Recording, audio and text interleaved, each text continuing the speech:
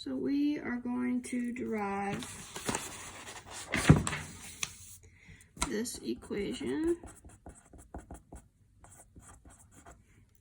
So first we know that this is an adiabatic process, so Q is equal to 0 and the temperature is going to be constant.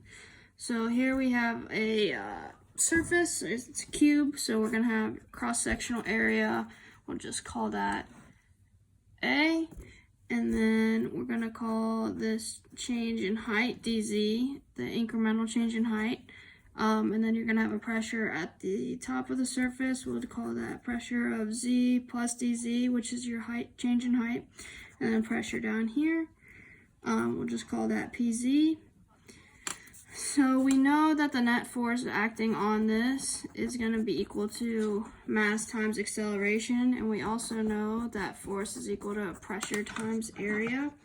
So we have the force of gravity acting on this, and then we also are going to have the force due to both pressures. One is going to be in the downward direction and one is going to be in the upward direction. So then we can substitute into this net force equation here. We have, and combine it with this one, we have the pressure here times the area minus the pressure in the downward direction, also times the area, and then we are going to have that minus mg is equal to 0, and we know that the net force is equal to 0 because it's not accelerating.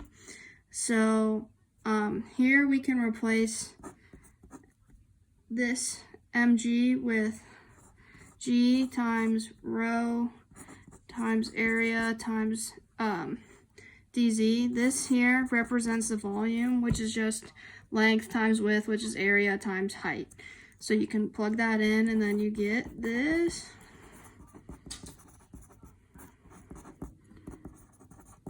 Oops.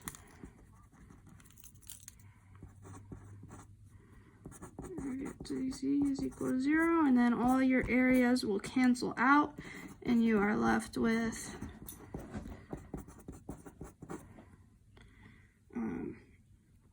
and you can move this over to the other side, rho g, and that will be over dz once you rearrange.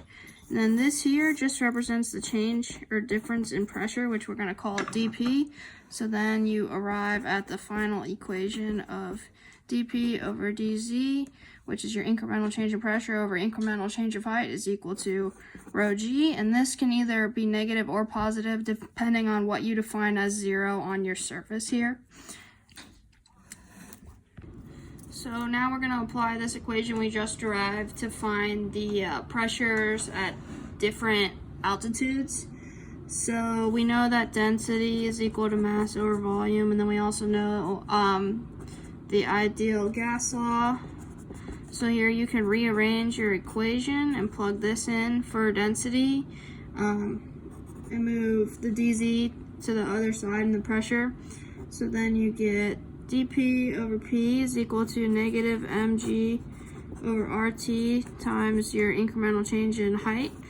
And then you can integrate both sides and put in the limits of integration pertaining to the variable. So we'll have p1 and p2, z1, z2.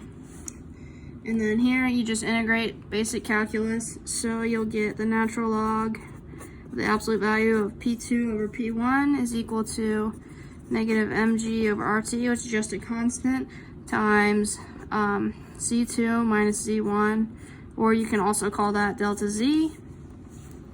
And then to get rid of the natural log here, you can take the exponentials of both sides is equal to exponential mg rt times delta z.